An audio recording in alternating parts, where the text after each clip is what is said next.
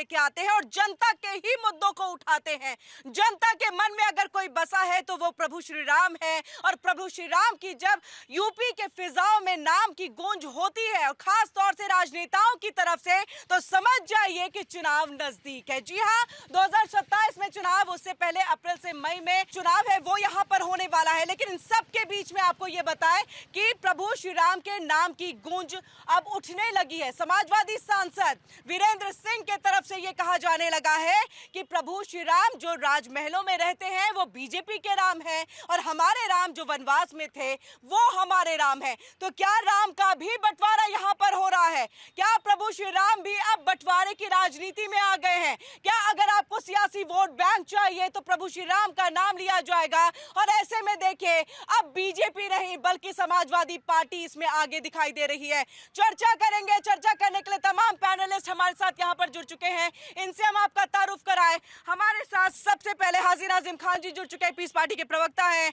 मुन्ना हबीब Khan, leader Congress के, वो भी हमारे साथ जुड़ चुके हैं। आपका भी बहुत बहुत स्वागत है। और वही हमारे साथ मुन्ना आलम जी, समाजवादी पार्टी के लीडर है, वो भी हमारे साथ जुड़ चुके हैं। आपका भी बहुत बहुत स्वागत है। शशि पांडे जी जुड़ चुकी हैं हमारे साथ, सरकाज़म, पोएट्री और राइटर है, वो भी हमारे साथ जो है वो जुड़ चुकी हैं। और इसी के साथ हमारे साथ कोई और जुड़ रहा है तो वो है यहाँ पर जनता। गड़गड़ाहट, तालियों की गड़गड़ाहट के साथ शो की शुरुआत की जाए। और सबसे पहले जनता का रुख करेंगे, जनता का रुख करेंगे। प्रभु श्री राम किसके? प्रभु श्री राम किसके? बताइए, आपके तो लाउड जोर कहाँ है आवाज का? प्रभु श्री राम किसके हैं? सबके हैं। प्रभु श्री राम किसके हैं? सबके हैं, बिल्कुल। अगर प्रभु श्री राम का नाम कोई लेता है तो कौन लेता है? हम सब लेते हैं। सब लेते हैं, हम सब लेते हैं। तो चलिए देखिए, यहाँ पर प्रभु श्री राम सबके हैं, लेकिन समाजवादी पार्टी की तरफ से कहा जाए तो प्रभु श्री राम का बंटवारा इन्होंने कर दिया है। और देखिए, जय श्री राम के साथ, जय श्री राम के साथ इसकी शुरुआत। बिल्कुल बिल्कुल। और चलिए, सबसे पहले शुरुआत, सभी का स्वागत कर लिया गया है आपसे। मुन्ना जी बताइएगा, प्रभु श्री राम का भी बंटवारा करेंगे क्या अब आप? नहीं जी, बंटवारा तो नहीं होना चाहिए। तो क्यों कहा है समाजवादी पार्टी के सांसद वीरेंद्र सिंह ने? उनका अपना सुझाव होगा। नहीं, ऐसा थोड़ी ना होता है, अपना सुझाव होगा। देखिए, राम सबका है। हाँ, सबके हैं। हाँ, हाँ, सबका है। हाँ। और सीता जी हमारे बिहार में है। हाँ। हाँ, सीता जी क्यों साथ है राम जी के साथ? मैं भी बिहारी के लोग यहाँ पर पूछना चाहता हूँ, सीता जी क्यों लाया गया राम जी के साथ? मेरा भी मुद्दा है। नहीं, सीता जी क्यों लाए गए राम के साथ? मतलब? नहीं, सीता जी नहीं आई राम के साथ। अच्छा, तो ये वो चुगली वाला बयान जो है, आप वो भी कह रहे हैं क्या? नहीं नहीं नहीं, कि बीजेपी ने चुगली कर दी इसलिए सीता को जो है प्रभु राम ने निकाल दिया। तो ही आना चाहिए साथ में। जब वनवास साथ गई, हाँ। तो जब राम जी आए वहाँ, हाँ। साथ अयोध्या लौटे, तो सीता जी भी साथ आई। अच्छा, तो उनको कहाँ छोड़ दिया गया? अच्छा, वो आई थी वापस, आपको पता होगा। अगर आपने रामायण को देखा, सुना, पढ़ा। देखा रामायण। हाँ। मैंने देखा रामायण। वाल्मीकि जी के रामायण को आपने पढ़ा? जी, देखा है। हाँ? देखा है। ठीक है, थोड़ा पढ़ भी लीजिएगा। तो उसमें माता सीता आई थी, लेकिन जनता के लिए प्रभु श्री राम ने और माता सीता ने ये फैसला लिया कि हमें अग्नि परीक्षा देनी चाहिए। राम के नाम पे कब तक देश चलेगा? तो ये आप चला रहे हैं ना? ये मजदूर, ये तो आप चला रहे हैं ना? ये मजदूर के भी सोचिए। ये तो समाजवादी पार्टी चला रही है ना? समाजवादी पार्टी चला रही है। तो समाजवादी पार्टी देखिए यहाँ पर कि हमारे जो प्रभु राम है वो वनवास वाले हैं। हम जो है राम के नाम पे वोट नहीं मांगते, न रहीम के नाम पे वोट मांगते। जनता की जो जेब है खाली हो रही है, जनता त्राई है, जनता के पास पैसे नहीं है, जब महंगाई की मार है। पैसे नहीं है आप लोगों के पास? पैसे है जेब में? समाजवादी पार्टी के जो भी प्रवक्ता आते हैं वो जनता को गरीब बता देते हैं और उसकी राजनीति। हम आप लोगों के पास आएंगे, लेकिन उससे पहले हमारे साथ शशि जी भी जुड़ी हुई हैं। बहुत अच्छे से सरकाज़म वाला जो एक कविता है या फिर कहें कि एक सटार उनकी तरफ से दिया जाता है, जो सीधे जो है जनता के दिल में और राजनेता जो करते हैं उनके ऊपर में वो कटाक्ष करता है। बहुत बहुत स्वागत करते हुए क्या सुनाना चाहेंगी? मैं सबसे पहले तो आपकी टीम को बहुत बहुत बधाई देती हूँ कि उन्होंने, आप लोगों ने इतना अच्छा मुद्दा उठाया।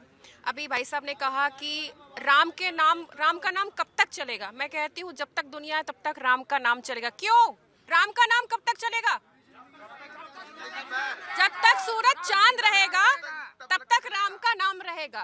तो ये कहने की बात नहीं है कि राम कब तक रहेंगे। राम तो जब तक दुनिया है, जब तक संसार है, तब तक राम रहेंगे। और मैं कहती हूँ कि जब जब संकट आता है, कि जब जब संकट आता है मन पास तुम्हें ही पाता है, ऐसे में तुम आते राम दुख का पल कट जाता है। और लगा ग्रहण है साफ करो, ना समझी को माफ करो, ऐसे में तुम आते राम सबका तुम इंसाफ करो। तो राम तो ऐसे हैं जो सबका इंसाफ करते हैं, राम किसी एक के नहीं है। भारत जो सनातन की जड़ें हैं, सब जगह इंसाफ हो रहा है, इंसाफ तो सब जगह हो रहा है, इंसाफ सब जगह हो रहा है, सभी जगह हो रहा है, सभी जगह इंसाफ हो रहा है। देखिए देखिए पॉलिटिकल स्पोक्सपर्सन नहीं है मुन्ना जी, बात सुनिए। अच्छा मुन्ना जी सुनिए ना,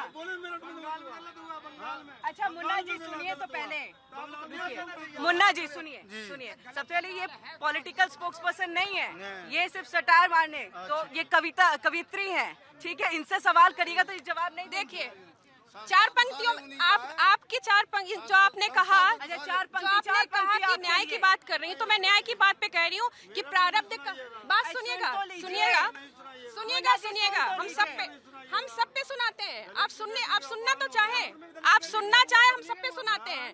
तो आप अपने मतलब की नहीं मुन्ना जी एक मिनट एक चीज बताइए, अगर आपको दलित की बेटी की इतनी चिंता, सरधना की बेटी की इतनी चिंता है, तो बार बार आपके जो समाजवादी पार्टी के सांसद है या विधायक है, प्रभु श्री राम का नाम क्यों ले लेते हैं? हमारे विधायक है, हमारे देखिए राम क्या क्या बेटी को किडनैप हो जाए, राम जी का है बेटी किडनैप कर ले, किडनैप हुआ बेटी का, मर्डर हुई है, मर्डर हुई है, मैडम हत्या हुई, हत्या हुआ, एक जाति विशेष के लोग हत्या किए। यहाँ पर अब सुनिए, यहाँ पर देखिए सब जब कहीं कुछ देश में गलत होता है, किसी भी बेटी के साथ अन्याय हो या किसी इंसान के साथ अन्याय हो, तो जब आप चुनिंदा मुद्दों पर बोलते हैं, आवाज उठाते हैं, फिर वहां पर गलत होता है। मैं कहती हूँ सब पर आवाज उठाइए और एक चुनिंदा मुद्दे पर मत बात उठाइए। मैं इनकी बात पे चार पंक्तियों से जवाब देती हूँ कि प्रारब्ध का फल मिल जाता है, प्रारब्ध का फल मिल जाता है, इंसान समझ ना पाता है, ऐसे में तुम आते राम न्याय मनुष्य को मिल जाता है। जहाँ राम है वहाँ न्याय होगा, देर सवेर होगा, देर है पर अंधेर नहीं है, न्याय जरूर मिलेगा। देर है अंधेर नहीं है, और राम पे अगर भरोसा है तो वो न्याय भी मिलेगा। यहाँ पर मुन्ना हबीब जी आपके पास आते हुए, और हमारे साथ आलोक वश जी भी जुड़ चुके हैं। बहुत बहुत तालियों की गड़गड़ाहट के साथ स्वागत किया जाए, बीजेपी के नेता हैं, और हमारे साथ एक और खास मेहमान जुड़ चुकी हैं, वरिष्ठ पत्रकार हैं, नाम बताइए। मीता चौधरी। मीता चौधरी जी जुड़ चुके, तालियों की गड़गड़ाहट के साथ इनका भी स्वागत किया जाए। हम आपके पास आएंगे मीता जी और आलोक जी, लेकिन मुन्ना हबीब जी ये बताइए कि प्रभु श्री राम किसके हैं? और अब से तो आज तो राहुल गांधी ने अनाउंस भी कर दिया कि हम भी जा रहे हैं, अब तक नहीं गए 2016 के बाद, अचानक से क्या हुआ? चुनाव है इसलिए क्या बुलाने की कोशिश या चुनावी दाव है? चुनाव कहाँ है? उत्तर प्रदेश में चुनाव उत्तर प्रदेश में है। नहीं है, कब है? 27 में। तो अभी जाने का मंदिर का क्या मतलब बहुत है? है। मतलब आस्था नहीं अप्रैल और मई में उपचुनाव भी है। आप मैडम आपने सवाल किया, जवाब तो सुन लो। सुनिए, हाँ। पहली बात तो श्री राम किसी के बाप की बपोती नहीं है, और कोई भी अगर मंदिर गया वो आस्था के विषय से जाता है। भारतीय जनता पार्टी वोट की दुर्वीकरण की वजह से ये बार बार कहे कि चुनाव आया तो राहुल गांधी मंदिर गया, मंदिर किसी की बपोती नहीं है, ना भगवान श्री राम किसी के बपोती है। कोई भी आदमी श्रद्धा के हिसाब से भगवान श्री राम को पूछते हैं, लेकिन भारतीय जनता पार्टी भगवान श्री राम का व्यापार करते हैं। आप सवाल इनसे पूछिए, जो भगवान श्री राम का नाम लेते हैं, 1440 करोड़ का चंदा गबन करने का काम निर्मोही अखाड़ा इस पे लगाया है कि यह काम किसने किया? दूसरी बात हमारी अभी पूरी नहीं हुई। दूसरी बात कंटिन्यू आप ही करिएगा, आप ही से ये सवाल है, ये बताइए, ये श्रद्धा, आस्था, भावना, प्रभु राम से प्यार, ये सब चीजें जब प्राण प्रतिष्ठा थी तब कहाँ था? ध्वजारोहण था तब कहाँ था? क्या उस समय बीजेपी का ज्यादा आप लग रहा था कि वो उनको फायदा हो जाएगा इसलिए हम नहीं जाएंगे? मैं ये कह रहा हूँ कि प्राण प्रतिष्ठा का समय 22 जनवरी को ही क्यों दिया गया, और भारतीय जनता पार्टी के द्वारा डेडलाइन दिया गया कि आप 22 जनवरी को आएंगे तो आप भगवान के भक्त कहलाएंगे? क्या ये बैंड था? क्या किस तरीके से?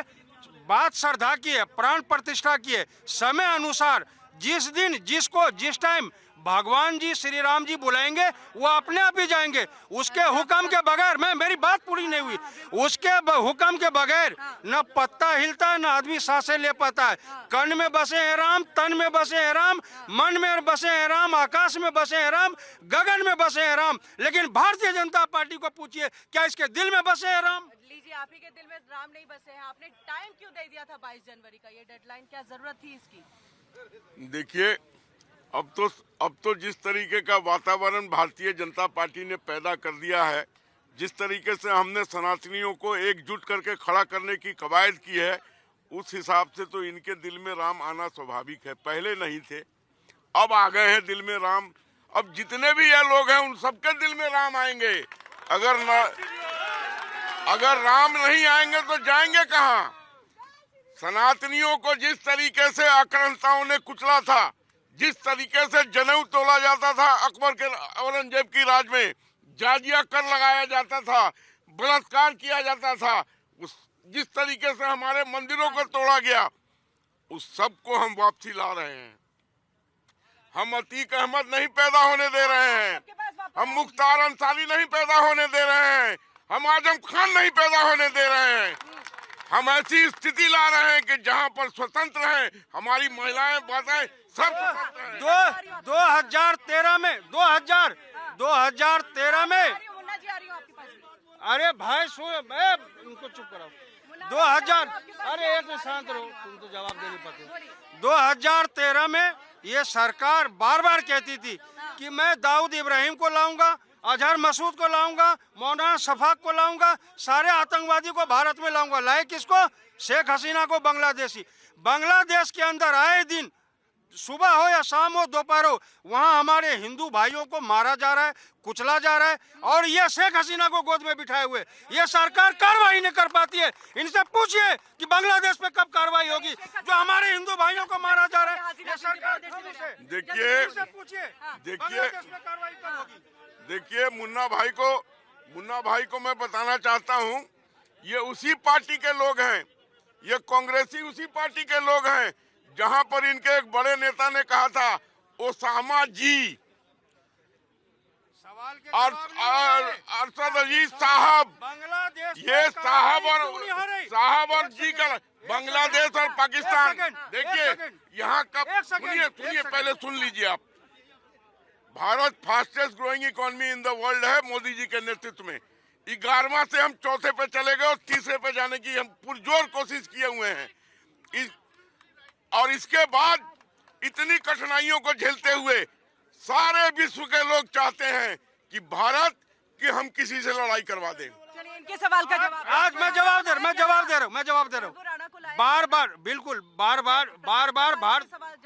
बार बार भारतीय जनता पार्टी के द्वारा कहा जा रहा है कि हिंदू खतरे में। मैं इनसे पूछना चाहता हूँ, देश का प्रधानमंत्री हिंदू, देश का गृह मंत्री हिंदू, देश के 90% मंत्री हिंदू, उसके बाद हिंदू खतरे में है।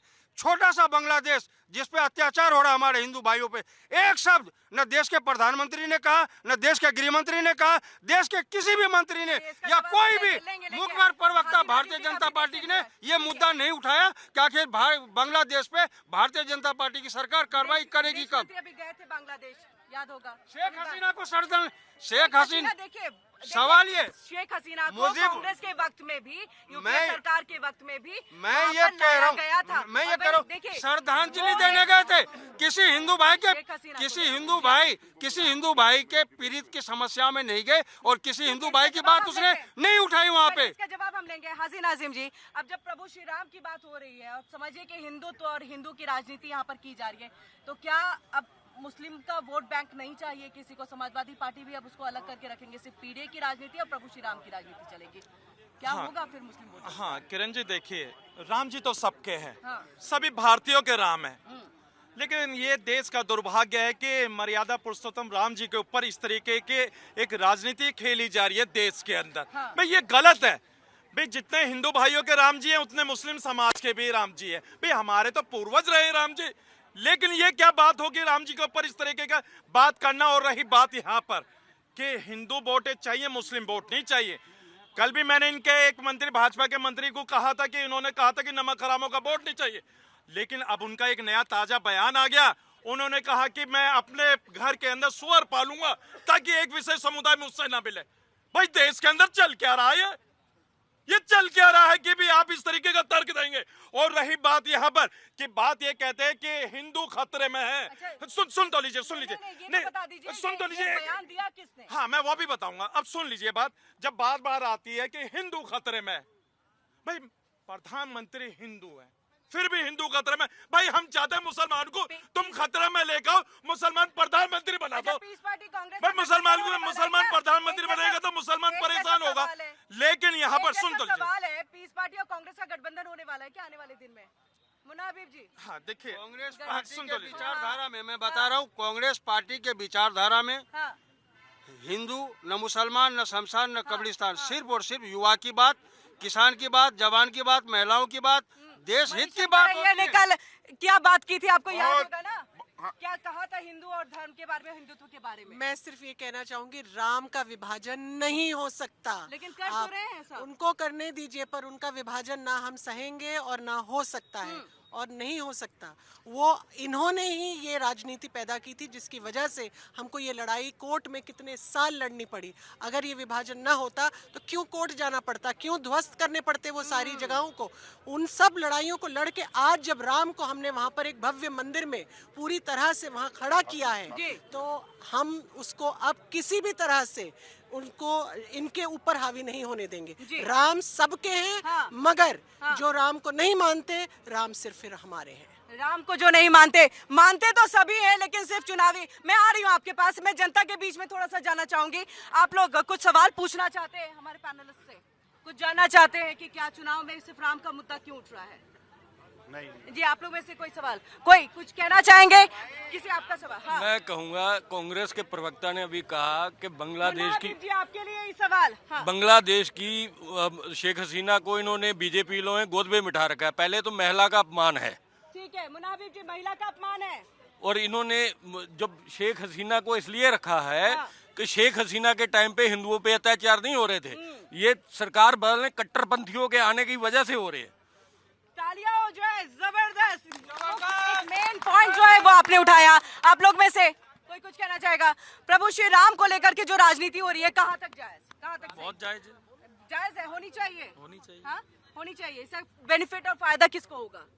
नुकसान और फायदे की बात ही नहीं है। अब जो है सदियों से चला आ रहा तो वो तो रहेगा ना सदियों कंटिन्यू। से चला आ रहा है। हाँ। प्रभु श्री राम को हर कोई जो है अपने अपने तरीके से। समाजवादी पार्टी इस बार आगे है 27 के चुनाव को लेके। वो सिर्फ मोह माया है, मोह माया है। लोगों को लगता है अफवाह है, हाँ। बाकी होगा कुछ अच्छा, नहीं। जनता वोट करेगी प्रभु श्री राम के नाम पे जो भी इसको लेकर के? आप तो कल भी थे, बताइए।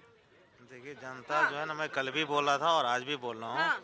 जनता को बेवकूफ़ बनाते हैं नेता लोग। नेता ये जनता जो बात हित की बात करें, महंगाई, बेरोजगारी, महंगाई, बेरोजगारी, ये सब शिक्षा, पहले। स्वास्थ्य के लिए अच्छा, वोट अगर दें। किसी ने प्रभु श्री राम को अपना मान लिया, उस पे आप लोग वोट करते हैं?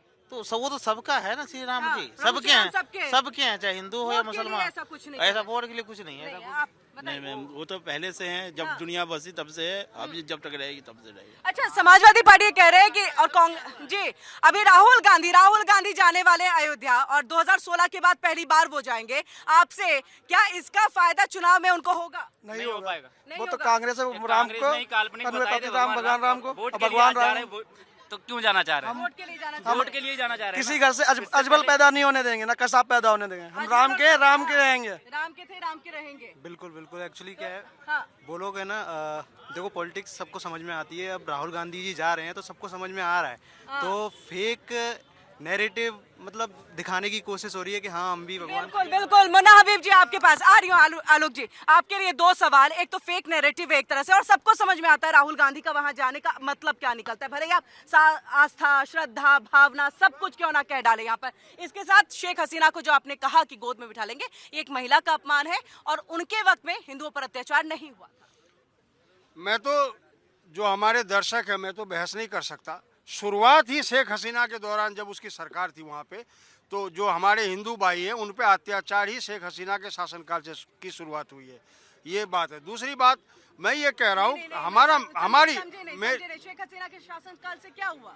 नहीं, जो अत्याचार वहाँ पे हुए, जो वहाँ पे, अत्याचार तो उसके बाद हुआ। नहीं, शुरुआत मैं कह रहा हूँ ना, शुरुआत जो हुई है, जो हमारे हिंदू भाइयों पे जो अत्याचार होना शुरू हुआ है, वो शेख हसीना के शासनकाल में।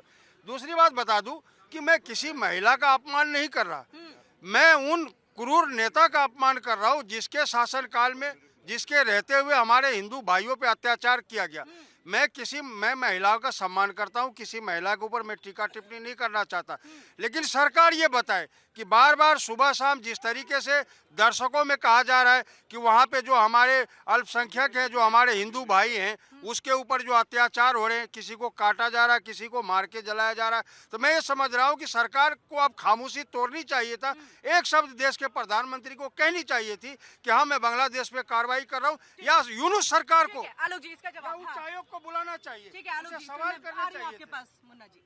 मुन्ना भाई, लगता है आजकल अखबार पढ़ना बंद कर दिए हैं। जयशंकर जी अभी बांग्लादेश में थे तो किसके नुमाइंदे होके गए थे वहाँ? क्या करने गए थे? क्या करने गए थे? ये क्या करने गए थे? एक मिनट सुनिए, लगातार वहाँ पर हमारी वार्ता चल रही है और अभी ये बात कर रहे थे, अभी ये थोड़ी देर पहले कहे थे राहुल गांधी युवाओं के नेता हैं। तो मैं इनसे पूछना चाहता हूं, अरे कप्तान भी चुनो तो सही चुनो, 95 बार उनके नेतृत्व में चुनाव हार गए हो, और बीजेपी तुम्हारा सेंचुरी भी आने बहुत कम समय में पूरा करवा देगी। तो जिस आदमी के नेतृत्व में आप 100 चुनाव हार चुके हैं, उसको आज जिसको आप हिंदू कहते हैं, वो कुर्ता के ऊपर जनेऊ पहन लेते हैं। किसी हिंदू को देखा कुर्ता के ऊपर जनेऊ पहने हुए? हम भी जनेऊधारी हैं, हम अंदर में पहने हुए हैं। तो पहले उनको हिंदी तो सिखाओ। बिल्कुल 30 सेकंड में जवाब दूंगा। मैं कह रहा हूँ कि कांग्रेस की विचारधारा में हिंदू मुस्लिम शमशान कब्रिस्तान मंदिर मस्जिद कुछ नहीं है। अगर कोई मंदिर जा रहा तो श्रद्धे के हिसाब से जा रहा है, लेकिन जिसकी मानसिकता जैसी है सोच उनकी वैसी होगी। भारतीय जनता पार्टी हमेशा से मंदिर के ऊपर टारगेट करके चुनाव लड़ती है। ये समझ रही कि दूसरे दल के नेता भी अगर मंदिर गए तो कोई ना कोई चुनाव का बहाना होगा। चुनाव का कोई बहाना नहीं है। दूसरी बात, इन्होंने कहा कि 95 चुनाव हारे। अरे हम चुनाव हारे, हिम्मत नहीं हारे, नाक में दम करके पानी पिलाने का काम। हिम्मत नहीं आ रहे। हाजी नाजिम जी आती हूँ आपके पास। ये बताइए, माता सीता को लेकर के भी मतलब ऐसा वीरेंद्र जी ने बोल दिया कि अगर उनको बाहर निकाला गया प्रभु श्री राम की तरफ से तो बीजेपी जैसे ही कोई चुगलखोर होंगे जिन्होंने चुगली की होगी बकायदा शब्द का, मतलब माता सीता को भी नहीं छोड़ेंगे। माता बोलते हैं। बहन अभी एक सवाल एक बिल्कुल, साथी ने आवाज उठाया कि महिला का अपमान नहीं होना चाहिए। मेरे बिहार के भाइयों, एक बात बताओ, उत्तराखंड के मंत्रियों के जिसकी बीवी मंत्री है वो मेरी बिहार के बहनों के लिए क्या कहा? 25,000 में मेरी बहन बिकती है, बिहार की लड़कियां। अरे मंत्री जी की पति, जरा औकात में रहिए, होश में रहिए, होश ठिकाने कर दिए जाएंगे।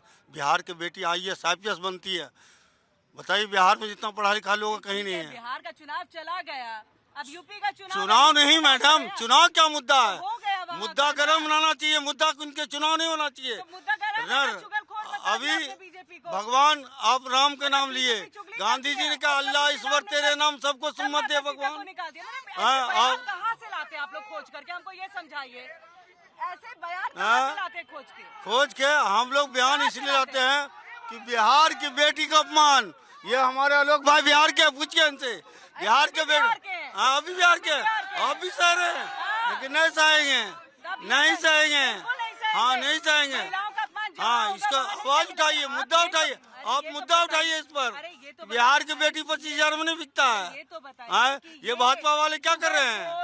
वो शब्द कहाँ से लेके आते हैं राजनीति में?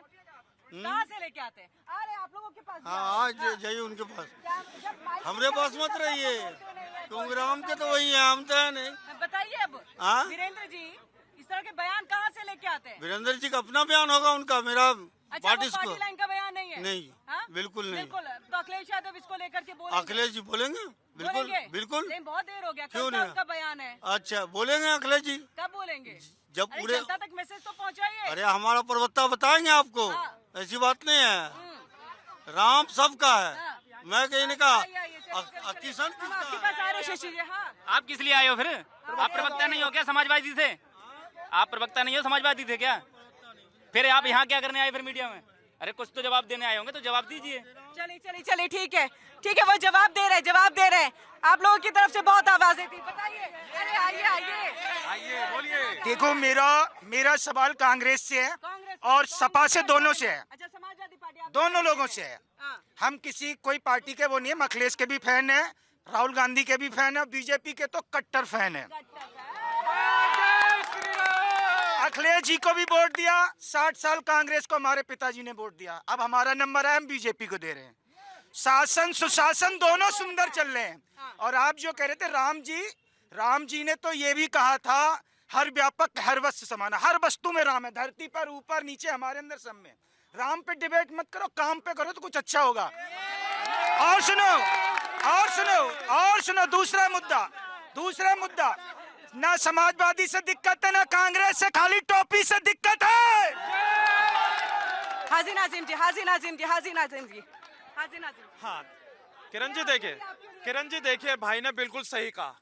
रोजगार की बातें होनी चाहिए, महिलाओं की सुरक्षा की बातें होनी चाहिए, लेकिन मैं आपको बता दूं भाई हम लोग बड़ी दुखी हैं, महिलाओं की सुरक्षा की बातें नहीं होती। मणिपुर के अंदर हमारी बहन को निर्वस्त्र घुमाया गया था, यहाँ सीना फटता था। उस घटना को देख के अंकिता भंडारी को कैसा भूल जाऊं मैं। उत्तराखंड के अंदर जो घटना घटी, और उसी तरीके से चाहे बेटी हिंदू की हो या बेटी मुसलमान की, सुरक्षा सबको मिलनी चाहिए। और अब आते हैं जनता के अहम मुद्दे। भाई देखिए हम लोग ये कहते हैं जनता जो आपने वादे किए थे, बड़े बड़े वादे किए थे आपने, भाई रोजगार आप दीजिए, आप क्यों रोजगार नहीं देते? लेकिन आप मेरे अपने राम जी को बार बार लेके आ जाते हैं। राम जी तो हमारे अपने, हमारे दिल से नहीं निकाल सकते आप लोग, लेकिन आप जिस तरीके की राजनीति चल रहे वो बंद कर दीजिए। देश के अंदर देश को आज रोजगार की जरूरत है, ना कि आप लोगों के इस तरीके के बयान की। भाई देश अब ऐसे बयान नहीं चलेंगे। मतलब हाजी नाजिम जी के बात पे भी तालियों की गड़गड़ाहट है जी। अगर हम औरतों की सुरक्षा की बात करें तो आज से, हाजी नाजिम जी आपके लिए, हाँ। अगर हम औरतों की सुरक्षा की बात करें तो आज से कुछ साल पहले तक उत्तर प्रदेश में औरतों के लिए रहने लायक जगह नहीं थी। मैं रहती थी यहाँ कई साल पहले और मुझे पता है कि यहाँ कितनी प्रॉब्लम्स थी। मगर आज आपकी सरकार पे, आज बीजेपी के राज में योगी आदित्यनाथ कहते हैं अगर किसी महिला को इस चौराहे पे छोड़ दो, अगर छेड़ दे कोई, अगले चौराहे पे यमराज खड़ा मिलेगा। ये आदित्यनाथ जी के शब्द हैं।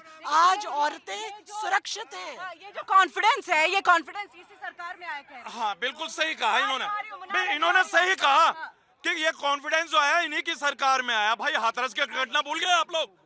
हाथरस की घटना भूल गए, उन्नाव की बेटी को भूल गए, ये किसकी सरकार में हुआ? लेकिन आप लोग सिर्फ और सिर्फ ना तो महिलाओं की बात करेंगे सुरक्षा की, लेकिन ये कह देंगे 2014 में हम लोगों को आजादी मिली। भाई मैं आपको बता दूं, हम लोगों के बुजुर्गों ने 1947 में आजादी प्राप्त करी थी, लेकिन ये 2014 की आजादी वाले लोग हैं। तो हम कहते हैं कि इस मुल्क के अंदर हर किसी को सुरक्षा मिलनी चाहिए। अगर जो लोग ये कहते हैं कि भी आज से पहले सुरक्षा नहीं मिली, तो कहीं ना कहीं वो महिलाओं की सुरक्षा को लेकर भी एक क्वेश्चन मार्क लगाती हैं। ठीक है आप क्या कह रहे थे? कंगना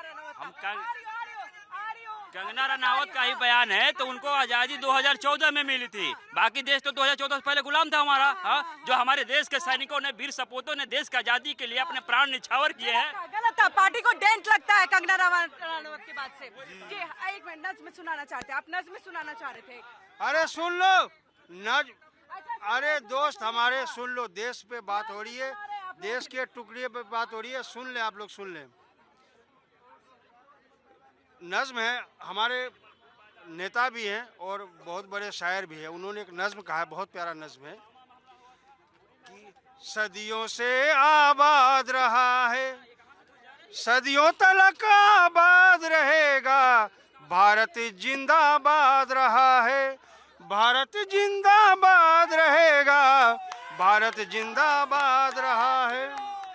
नफरत के अंगियारे में हम सब जुगनू बन जाएंगे, हिंदू मुस्लिम सिख ईसाई एक बाजू बन जाएंगे, हिंदू मुस्लिम सिख ईसाई एक बाजू बन जाएंगे, देश की मिट्टी फिर से कुर्बानी मांगे, भगत सिंह तुम बन जाना, टीपू हम बन जाएंगे, भारत जिंदाबाद रहा है, भारत जिंदाबाद रहेगा।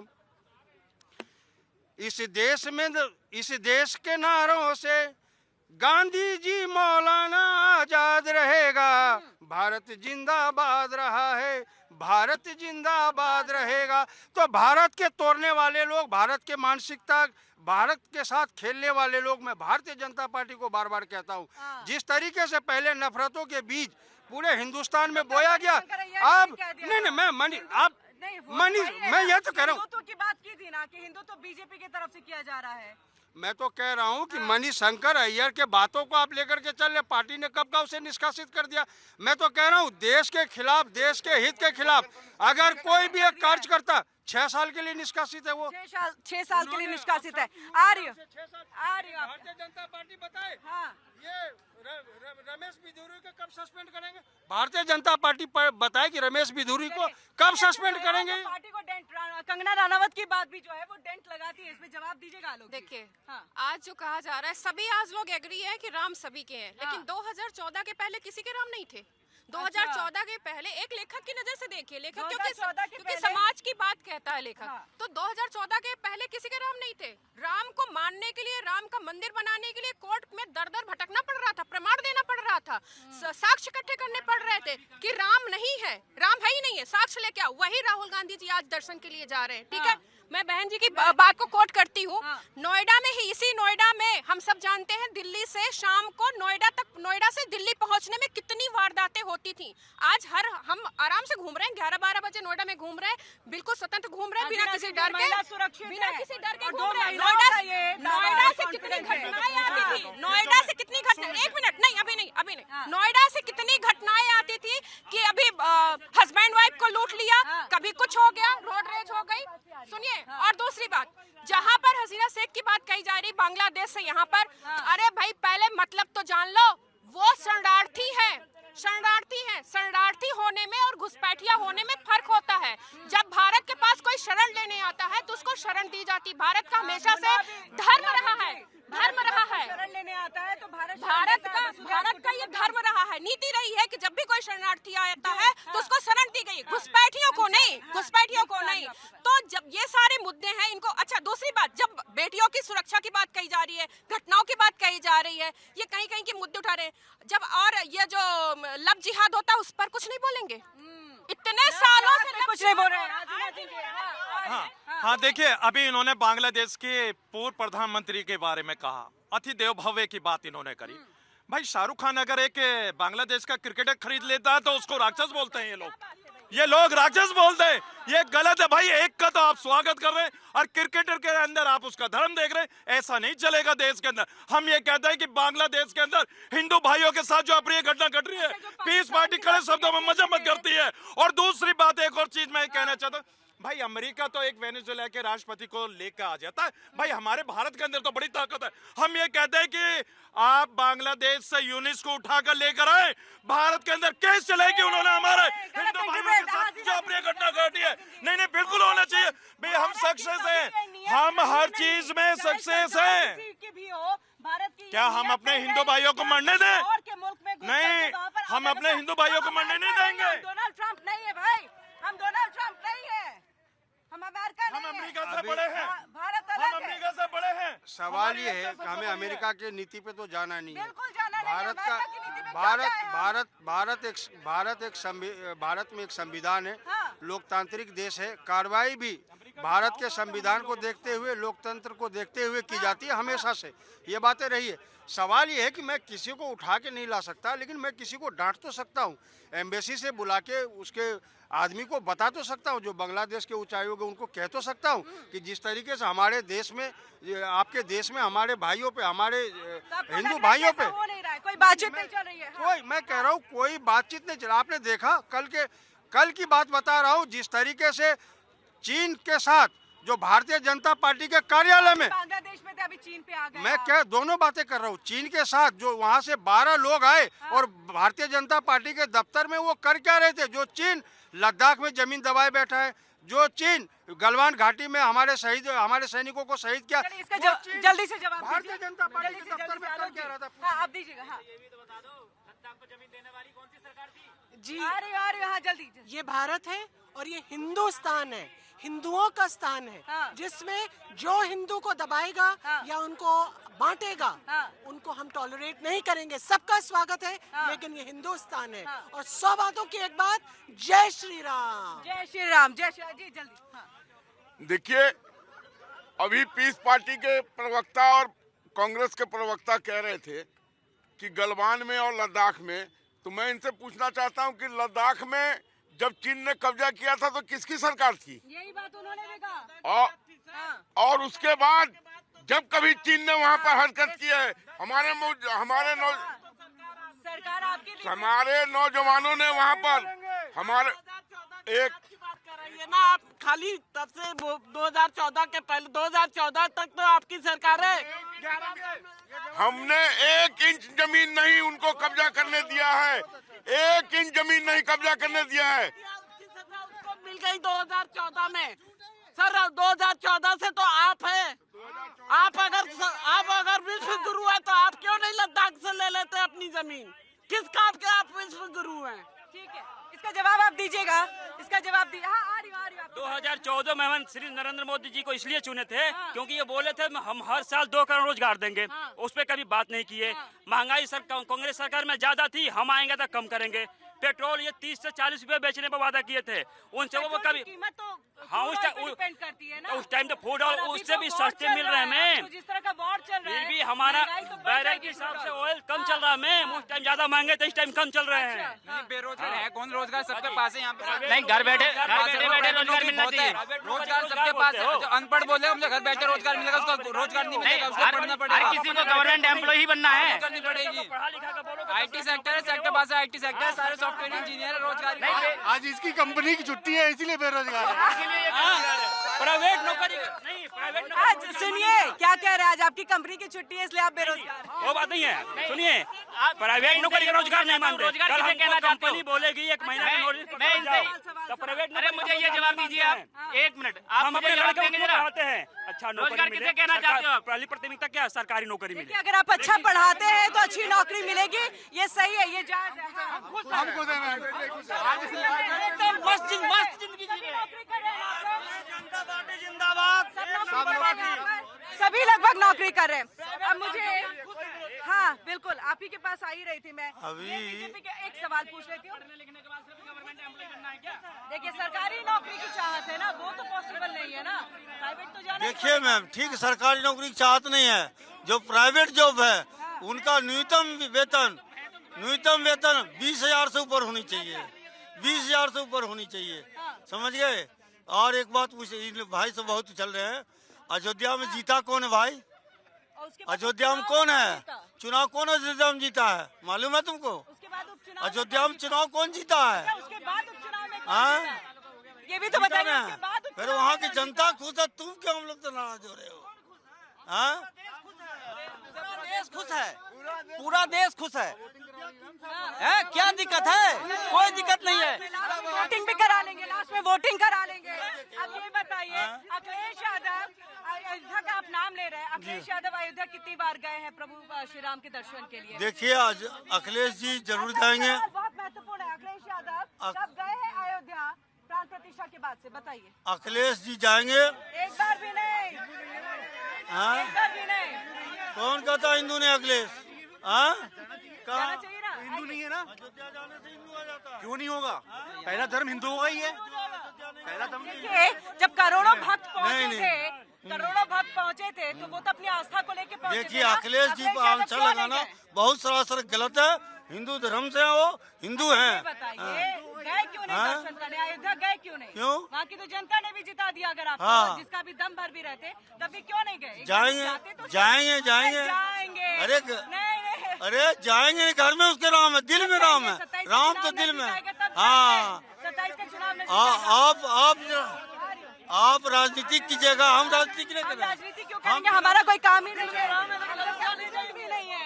हाँ। किरण रिजिजू जी मंत्री हैं, मोदी जी के पीछे पीछे रहते हैं, लेकिन बोलते हैं मैं बीफ खाता हूँ और शौक से खाता हूँ। फिर ये कहेंगे हिंदू धर्म का चलिए आलोक जी, किरण रिजिजू जी प्रधानमंत्री नरेंद्र मोदी के संसदीय कार्य मंत्री हैं, वो बोलते हैं कि हम बीफ खाते हैं। ये सवाल है जनता के बीच से। अरे जल्दी जल्दी इसका जवाब बोलिए बोलिए। देखिए, हर आदमी का अपना धर्म होता है, उस धर्म के हिसाब से उसका पूजा पाठ का पद्धति होता है और उसका खाना पीना भी उसी ढंग से होता है। नॉर्थ ईस्ट के लोग इन चीजों को खाते हैं, तो हमने उनको खाने से प्रतिबंधित नहीं किया है। लेकिन बहुत जगह तो ये प्लान कर रहे थे ना कि ये सब कुछ बंद हो, उत्तर प्रदेश में ही कर रहे थे। देखिए, ये जो बेल्ट है, जहाँ के लोग इन चीजों को नहीं खाते हैं, वहाँ पर हम गाय की हत्या नहीं होने देंगे। ये हम इसके लिए उत्तर प्रदेश में नहीं होने देंगे, नॉर्थ ईस्ट ठीक है। देखिए, भारत चल जाएगा ना? नहीं, बिल्कुल चलेगा। मैं वही बात कर रहा हूँ। भारतीय जनता पार्टी के नियत में और नीति में है कि अगर कोई, उसके मंत्री ने कहा ना किरण रिजिजू जी, मैं बीफ खाता हूँ, गाय के मांस खाता हूँ। सवाल यह है, भारतीय जनता पार्टी अगर उत्तर प्रदेश में चुनाव है, कहता गाय हमारी माता है। अगर ये चुनाव गोवा में है, कहता आप बीफ के मांस खाओ, मैंने 18% GST कम कर दिया है। अगर यही चुनाव कर्नाटक में है, कहता हमें बीफ से कोई मतलब नहीं है, हमें तो चुनाव में वोट चाहिए, मैं तो गाय पे राजनीति करती। बिल्कुल होती है, राजनीति होती है जी, इसमें भी राजनीति कर रहे हैं लोग जी। किरण जी देखिए, भाजपा के प्रवक्ता बड़े चतुर चालाकी से बात कर देते, नॉर्थ ईस्ट की बात करते। भाई मैं कह रहा हूँ कि सुन लीजिए भाई, देखिए गाय हमारे हिंदू भाइयों की आस्था है। भाई देखिए, आपके माध्यम से मैं पीस पार्टी अपील कर रही है कि गाय को राष्ट्रीय दर्जा दे दीजिए पूरे देश के अंदर। बताइए कब आप राष्ट्रीय दर्जा दे रहे हैं? भाई आप बताइए, मैं तो पूछना चाहता हूँ कि कब आपको राष्ट्रीय दर्जा? कल इनके सहयोगी ने कहा है, कल इनके सहयोगी जदयू के नेता ने, त्यागी जी ने कहा है कि लगभग 21 ऐसे नेता हैं, भारतीय जनता पार्टी के नेता हैं, जिसका साहिबाबाद में बीफ की फैक्ट्री है, मांस वहाँ से 250 करोड़। राष्ट्रीय दर्जा कब दिलवाएंगे? अच्छा, गाय को राष्ट्रीय दर्जा कब दिलवाएंगे? व्यापार घट जाएगा। पीस पार्टी की मांग है कि गाय को राष्ट्रीय दर्जा मिले। 250 करोड़ चंदा आ रहा है। अच्छा, एक चीज बताइए, अगर गाय को राष्ट्रीय दर्जा नहीं मिलेगा तो क्या हमारी गाय माता नहीं रहेंगी? क्या हम उनका सम्मान नहीं करेंगे? माता है ना। आपका एक सवाल बहुत जायज था। देखिए, लेकिन मैं ये पूछना चाहता हूँ, अरे मैंने इनसे कहा, ये पीस पार्टी के जो प्रवक्ता हैं, जो बार बार राष्ट्रीयता का और इसका गुहार लगा रहे हैं, अरे भैया कुछ दम होगा तभी तो कुछ करोगे। पीस पार्टी है कौन? जानता कौन है पीस पार्टी को? यहाँ कितना आदमी पीस पार्टी के मेंबर हैं? यहाँ कितना आदमी पीस पार्टी के मेंबर हैं? बताइए, एक भी आदमी हाथ खड़ा करके बोलिए कि पीस पार्टी के मेंबर हैं। अरे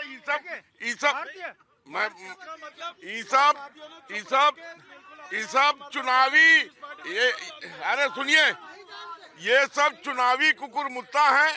ये कुकुरमुत्ता तो एक पौधे का नाम है, एक चुनावी कुकुरमुत्ता है। कहीं से कुछ मिलेगा उसमें जाके सड़ जाएंगे, हो गया। देखिए, सवाल है, भारतीय जनता पार्टी में पहले भी कहा कि उत्तर प्रदेश में चुनाव है तो जय श्री राम, बिहार में चुनाव है तो जय हनुमान, कर्नाटक में चुनाव है तो जय बजरंगबली। तो ये चुनाव के मद्देनजर रखते हुए हनुमान बदलते हैं। सवाल, अगर मैं कह रहा हूँ, मैं आपको कह रहा हूँ कि अगर मैं कह रहा हूँ गाय माता है, उसको आप राष्ट्रीय पशु घोषित कर। दूसरी बात, ये नहीं कर सकते क्योंकि इनके 21 नेता जो बड़े बड़े शीर्ष नेतृत्व है, उनके गाय के बीफ की फैक्ट्री साहिबाबाद में चलती है। इनके सहयोगी ने सवाल उठाया। ठीक है, ये तो पूछ लिया। पूछिए। आप सुनिए, आप थोड़ा सा अल कबीर, वो कह रहे नाम बताइए, अल कबीर चेक करो किसकी है। मीट की बड़ी आ रही हूँ। चलिए, आपने अभी क्या बोला कि 21 बड़े बड़े बीजेपी के नाम बताइए। आप बताइए ना नाम, आप नाम बताइए पहले। आप कैसे बोल रहे हैं? फिर आप कैसे बोल सकते हैं? आप बोल कैसे सकते हैं जब आपको पता ही नहीं है? आप बोले कैसे हैं? अभी सुनिए मेरी बात, सुनिए। मैं आपको एक चीज पूछता हूँ, कांग्रेस के टाइम में हमने बांग्लादेश को आजाद कराया पाकिस्तान से, जो मुद्दा हुआ, क्यों नहीं हमने एक्वायर किया कांग्रेस ने उसको? आज जो मुद्दे हो रहे हैं वो होते ही नहीं। अगर भारत का हिस्सा होता। ऐसा है मित्र हमारे। अरे सुनिए, ऐसा है, सुन तो लिए, एक प्रोटोकॉल होता है। आप सुनिए, एक प्रोटोकॉल होता है, जिस प्रोटोकॉल के तहत उसको किया जा रहा है, बांग्लादेश को अलग किया जा रहा है। उस प्रोटोकॉल के हिसाब से बांग्लादेश को हिंदुस्तान में मिलाने का मतलब। दूसरी बात, पीओके क्यों मांग रहे थे ऑपरेशन सिंदूर के वक्त में? वो भी तो होगा ना प्रोटोकॉल को। नहीं पीओके मैं कह रहा हूँ बिल्कुल, बलूचिस्तान भी अलग कर लीजिए। मैं कह रहा हूँ, मैं उसके सवाल सही है, मैं कह रहा हूँ पीओके हमेशा से भारत का एक अंग रहा है, पीओके को मिलाना चाहिए। और 2013 के मैनिफेस्टो में भारतीय जनता पार्टी ने वादा किया कि 370 के बाद हम पीओके को मिलाने का काम करेंगे। सबको रोकूंगी, आप सबको रोकूंगी। शशि जी के पास जाऊंगी। एक इनके तरफ से एक कविता, क्योंकि गर्मा गर्म बहस है और ऐसे में थोड़ी शांति भी चाहिए, तो सरकाज़म वाला एक कुछ सुना दीजिए। चलिए, क्योंकि सुनिए। ठीक है सर, नाराज नहीं होते, कोई बात नहीं सर। हर किसी की अपनी अपनी आइडियोलॉजी है, अपनी अपनी सोच है। चलिए देखिए, ठीक है। हाँ देखिए, अच्छा सुनिए। हाँ, मैं सभी नेताओं से जो भी यहाँ पे पैनलिस्ट हैं, जो भी हमारे पैनलिस्ट हैं, ठीक है, हो गया। देखिए, जो भी पैनलिस्ट हैं हमारे, मैं कह रही हूँ सरकार से तो पहले बाद में आप डिमांड रखिए। पहले तो जनता के लोग हैं, जो जनता है उनको आप समझाइए कि चाहे वो 3 लव जिहाद जैसी चीजें हैं या बीफ खाने जैसी चीजें, आप अपने लोगों से पहले ये गुजारिश करिए कि ये काम बंद कर दीजिए। सरकार से तो बाद में आप कहिएगा, पहले अपने लोगों को ही समझाइए कि गाय को काटना बंद करे। अपने लोगों से समझाइए जो काटते हैं, सरकार को आना ही नहीं पड़े। आप अपने लोगों से अपील करिए ना कि गाय माता है और ये मत करिए, ठीक है। मैं सबकी तरफ से कहती हूँ कि सारे नेता कैसे होते हैं, सुनिएगा। हमें जब जीतना होता है तो फिर ख्वाब लाते हैं, हमें जब जीतना होता, सुनिए आप भी, आप सबके के लिए है ये, सभी नेताओं के लिए है। हमें जब जीतना होता है तो फिर ख्वाब लाते हैं, हमें जब जीतना होता है तो फिर ख्वाब लाते हैं। धर्म जाति का विष फैले वही सैलाब लाते हैं, धर्म जाति का विष फैले वही सैलाब लाते हैं। किए हमने जुगत सारे के कैसे जीत हम जाए, जैसे राहुल गांधी जी अब मंदिर जाने की पेशकश कर रहे हैं जी। किए हमने जुगत सारे के कैसे जीत हम जाए, किए हमने जुगत सारे के कैसे जीत हम जाए। उसी कुर्सी को पाने हम कई असबाब लाते हैं, उसी कुर्सी को पाने हम कई असबाब लाते हैं। भले ही मुद्दतों के बाद हम फिर जीत कर आए, भले ही मुद्दतों के बाद फिर हम जीत कर आए, भले ही मुद्दतों के बाद हम फिर जीत कर आए। मगर तुमको दिखाने फिर से झूठे ख्वाब लाए हैं, मगर तुमको दिखाने फिर से झूठे ख्वाब लाए। क्या बात है, तालियों की गड़गड़ाहट के साथ जबरदस्त कि झूठे को जितना होता है ना, तो हम लोगों जैसे पढ़ने वाले लड़कों को झूठे ख्वाब दिखाते हैं ये लोग, ठीक। तो हम ये करेंगे वो करेंगे, लेकिन कोई गवर्नमेंट ऐसा करती नहीं। सबके साथ है, बोल रहे सबके साथ है ये चीजें। और मैं आपसे कहाँ गए हमारे, इधर आइए। देखिए हमारे सारे सम्माननीय पैनलिस्ट है, ठीक है, अपने तर्कों के साथ आते हैं। आप भी कई चीजों में अटक जाएंगे अगर अभी हम बैठा भी देंगे, तो ऐसे में संयम के साथ अगर बातें रखी जाए, बस बात कर लेते हैं। रख लिया। हाँ, 21 बंदों के नाम ले, क्यों नहीं बता पाए? ठीक है, तो ऐसी चीजें हो जाती है और इसको ना बस संयम के साथ रखिए। क्या होता है, डिबेट फिर बहुत अच्छे से और बहुत ही इसमें चलती है चीजें, बहुत बिल्कुल। अरे बोलिए, अरे आइए, शायरी को सुनाइए। हरि राम के थे राम के हैं, हम राम के रहेंगे, राम के थे राम के हैं, हम राम के रहेंगे। हर धर्म सनातन उत्तम है, डंके की चोट पर कहता हूँ, मैं श्री राम का सेवक हूँ, भगवे के रंग में रहता हूँ। क्या बात है, क्या बात है। अब मैं आऊंगी, मुन्ना जी ये बताइए कि जो यहाँ पर बात कही गई कि जब प्रभु श्री राम जो राजमहल में रहते हैं वो हमारे राम नहीं है, हम उनकी पूजा नहीं करते, हम उनको नहीं मानते। जो वनवास में थे हम उनको मानते हैं क्योंकि वो पीडीए, वो समाजवादी राम है। ये क्या है, बयान क्यों है, क्या है ये बयान जो है, हर एक चीज देखिए मेरा बयान है, नहीं नहीं, आपका नहीं है, वीरेंद्र जी का है। वीरेंद्र आपकी जी तो का पार्टी है, सुनिए है। सांसद है तो सांसद है। उनका अपना बयान है। अरे, आप कितना अपना क्यों बोलते जाएंगे? उसको मैं सांसद बोल रहा है, हूँ, पार्टी से सुनो निकालिए आप फिर। छत किसको निकाले हो? निकालिए पार्टी हम कोई से। राष्ट्रीय अध्यक्ष है, आप नहीं है, हम आप कोई राष्ट्रीय बोलेंगे अध्यक्ष उनकी तरफ से, है, एक मुझे लड़का तब मुझे करेंगे पावर ये चीज। पार्टी से निकालने नहीं, अरे उनका बाबा, सोच था, आप- बोला हो। हाँ लेकिन राम आपकी सबके पार्टी को है, डैमेज- राम कंगना सबके रनावत ने हैं। बोला, अरे राम उनकी पार्टी को डैमेज पहुंच रहा है। सुनिए, अगर सुनिए मेरी आप- बात, कंगना आप या रनावत मैं ने का आप बोला तो पकड़ लीजिए, बीजेपी इनको को पकड़ डैन- लीजिए। बीजेपी को डैन पहुंचा, कंगना रनावत हाँ, ने बोला। हाँ। बाकी जो अन्य नेता बोलते हैं वो हाँ। डैन पहुंचाते, तो वैसे वीरेंद्र जी ने मैं- भी डैन पहुंचाया। देखिए, इस डैन को कैसे कवर अप कैसे इसको करेंगे? पार्टी गंभीरता से लेगी। हाँ, लेगी, हाँ बिल्कुल लेगी। बिल्कुल लेगी ना, रा- आपका वक्तव्य है, लेगी। हाँ, ठीक है जी, और बताइए। हाँ किरण जी, देखिए यहाँ युवाओं का जोश देख के हाँ। हम लोगों के अंदर भी जोश आ गया है। हाँ, और हम कहते कि इन युवाओं को रोजगार की जो बात हमेशा करते थे, लेकिन यहाँ कुछ युवाओं ने कहा कि हम लोगों के पास रोजगार है। भाई मैं आपका बड़ा, हाँ सुन तो लीजिए भाई, मैं तो क्या सुन तो लीजिए, मैं तो देखिए आप सबका आभारी हूँ कि आप सबने अपने आप को बताया कि आपके पास रोजगार है। लेकिन जिनके पास रोजगार नहीं है तो भाई कुछ उनके बारे में भी सोच लीजिए, लेकिन आप उनके बारे में नहीं सोच रहे, क्योंकि भाई हम तो उनके बारे में सरकार से मांग करते हैं। अगर आप 69,000 उर्दू शिक्षकों की बहाली की बात करते तो मुझे लगता है कि 69,000 जो उर्दू शिक्षक हैं वो मुस्लिम नहीं होंगे, वो हिंदू भी समाज के होंगे, उनकी भी तो बहाली की बात होनी चाहिए। और रही बात इसकी, भाई आपने कहा राम जी हम सम्मान करते हैं, मैं मुस्लिम समाज से ताल्लुकात रखता हूँ, लेकिन राम जी मेरे पूर्वज हैं, बड़ा फख्र महसूस होता है कौन से राम, मुझको। कौन से राम है? हाँ। कौन से राम? नहीं, ये भी पूछ लेते ना, कौन से राम है? वनवास वाले राम है या राजमहल में रहने वाले राम? हाँ देखिए, मैं तो सिर्फ एक ही राम जी को जानता हूँ जो मर्यादा पुरुषोत्तम राम है, उनके अलावा मैं नहीं जानता कि और कितने राम है। मेरे लिए तो सिर्फ एक ही राम है, वो है मर्यादा पुरुषोत्तम राम, जिसने सबकी भलाई की बात करी। लेकिन अगर ये अलग अलग उसमें करेंगे तो मुझे अफसोस होता है कि मेरे राम जी को जो हम अपने दिल में बसाते हैं उनका भी इन लोगों ने बंटवारा कर दिया। यह देश के लिए शर्मनाक बात है। राम जी का बंटवारा मत कीजिए, राम तो राम है। देखिए यहाँ पर मैं आपको एक जानकारी दे दूं, भाई देखो मुगल काल के अंदर गोस्वामी तुलसीदास जी मौजूद थे।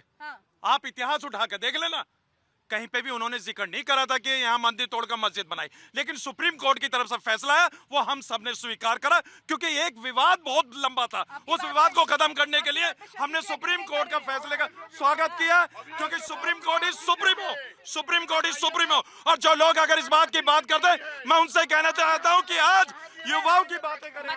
मतलब भाई साहब का कहना है कि सुप्रीम कोर्ट के बाद ही राम जी का अस्तित्व आया है। कहने का मतलब यही है कि कोर्ट ने कहा है तो हम मान रहे हैं।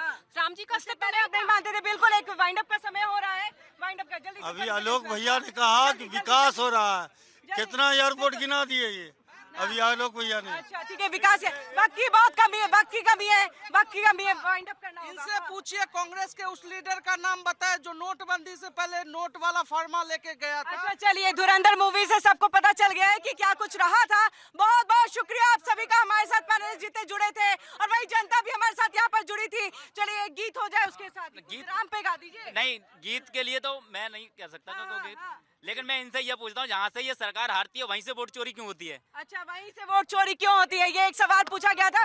बहुत बहुत शुक्रिया आप सभी का हमारे साथ यहाँ पर जुड़ने के लिए। जनता तालियों की गड़गड़ाहट के साथ समापन करे इस हमारे खास प्रोग्राम मुद्दा गरम है